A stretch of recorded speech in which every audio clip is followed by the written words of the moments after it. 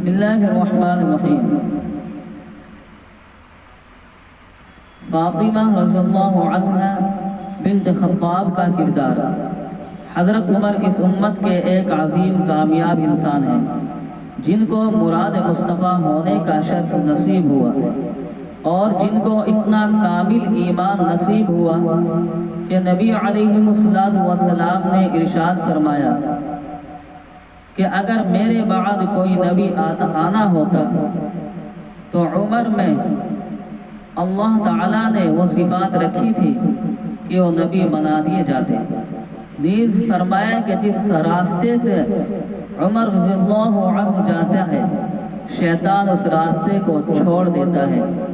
3 مرتبہ ایسا ہوا کہ شیطان نے حضرت عمر رضی اللہ عنہ کا سامنا کیا اور حضرت عمر رضی اللہ عنہ نے 3 مرتبہ اس کو زمین پر گرا دیا اور تیسری مرتبہ اس کے چہرے پر تھپڑ لگا کر کہا کہ تم میرے سامنے کیسے آ سکتے ہو۔ اس کے بعد شیطان نے آپ کا سامنا کرنا ہی چھوڑ دیا۔ جن کو اللہ رب العزت نے اتنا بڑا ایمان عطا کیا تھا ان کے قبول اسلام کا واقعہ بڑا عجیب ہے کہ ایک مرتبہ ہاتھ میں تلوار لے کر نکلے کہ نبی علیہ السلام کو شہید کرتا ہوں۔ راستے میں ایک صحابی رضی اللہ عنہ ملے۔ انہوں نے دیکھا کہ آپ کے چہرے پر غصے کے آثار تھے۔ انہوں نے پوچھا عمر کہاں جانے کا ارادہ ہے؟ کہنے لگے میں چاہتا ہوں کہ آج مسلمانوں کے پیغمبر علیہ السلام کو نعوذ باللہ شہید کر دوں۔ ان صحابی نے فرمایا پہلے تو اپنے گھر کی خبر لو، تمہاری بہن فاطمہ اور تمہارے بہنوئی بھی مسلمان ہو چکے ہیں۔ یہ سنتے ہی آپ کا غصہ بھڑک اٹھا۔ چنانچہ اپنی بہن کے گھر آئے اور دروازے پر دستک دی۔ بہن نے پہچان لیا کہ دروازے پر عمر آئے ہیں۔ چنانچہ قرآن مجید کے چند صفحے پڑھ رہی تھی وہ بھی چھپا دیے اور جو صحابی پڑھا رہے تھے وہ بھی چھپ گئے۔ دروازہ کھولا۔ آپ نے جا کر اپنی بہنوئی سے پوچھا میں نے سنا ہے کہ تم لوگ مسلمان بن چکے ہو، کیا واقعی ایسا ہی ہے؟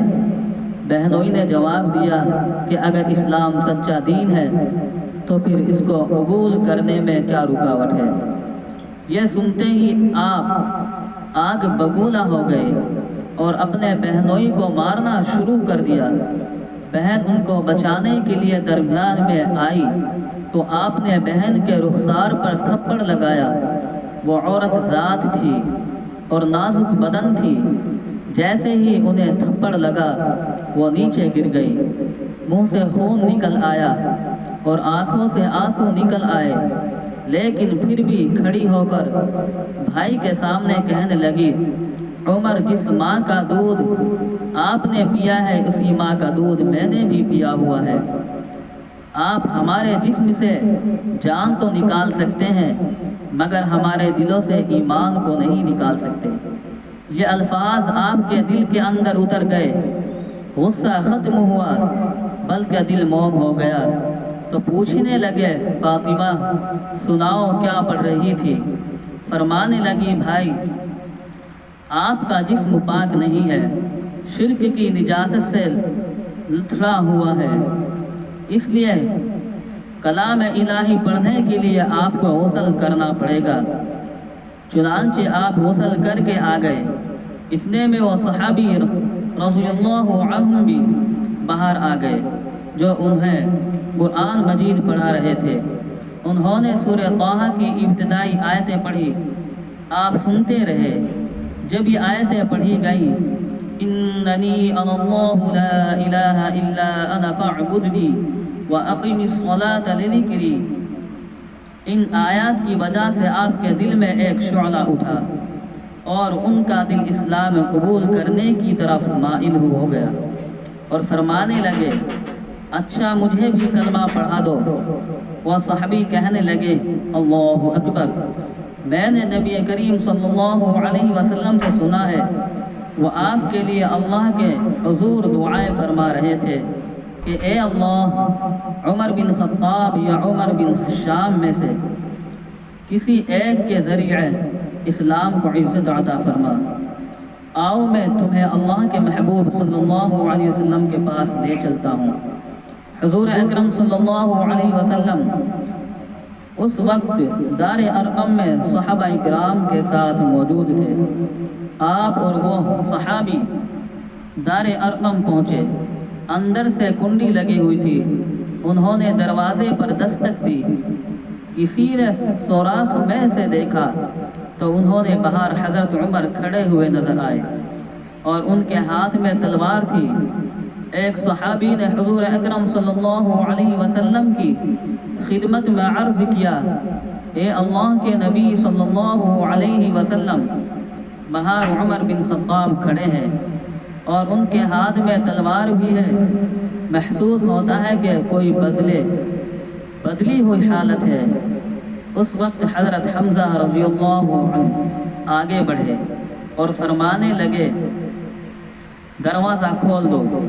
اگر عمر ماننے کی نیت سے آیا ہے تو اس کا آنا مبارک ہو، اور اگر کسی دوسرے ارادے سے آیا ہے تو اسی کی تلوار سے اس کی گردن اڑا کر رکھ دوں گا۔ چنانچہ دروازہ کھولا گیا۔ حضرت عمر رضی اللہ عنہ کے حالات بدلے ہوئے تھے، لہٰذا آ کر دو زانوں بیٹھ گئے اور کہنے لگے، اے اللہ کے محبوب صلی اللہ علیہ وسلم، کلمہ پڑھنے کے لیے آیا ہوں۔ صحابہ کرام رضی اللہ عنہ اجمعین نے اللہ اکبر کا نعرہ لگایا۔ محبوب صلی اللہ علیہ وسلم نے بھی خوشی کا اظہار فرمایا کہ اللہ تعالیٰ نے میری دعا قبول فرما دی۔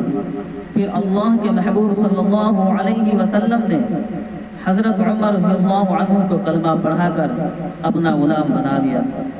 صحابہ کرام رضی اللہ عنہ اجمعین اس وقت دار ارقم میں نمازیں پڑھتے تھے، مگر حضرت عمر بن خطاب رضی اللہ عنہ فرمانے لگے، اے اللہ کے نبی صلی اللہ علیہ وسلم، اب تک آپ صلی اللہ علیہ وسلم گھر میں نمازیں پڑھتے رہے، اب عمر مسلمان ہو چکا ہے، آئیے ہم مسجد میں جا کر نماز پڑھتے ہیں۔